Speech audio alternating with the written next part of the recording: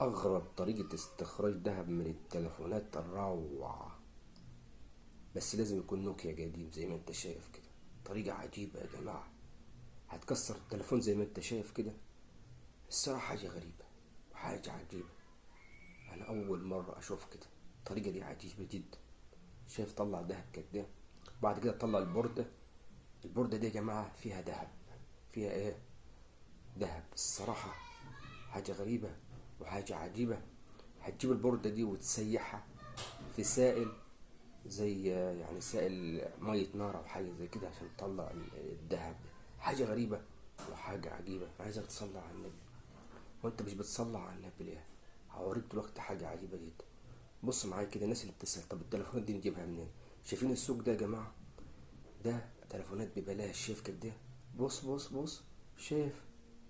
ممكن ب10 جنيه تشتري 10 تليفونات. يعني حاجة غريبة.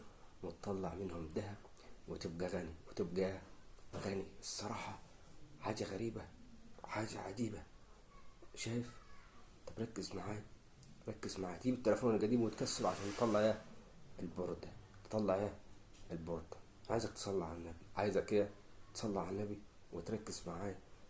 بعد كده شايفين يا جماعة؟ شايف البوردة دي مكان الزراير ده دهب.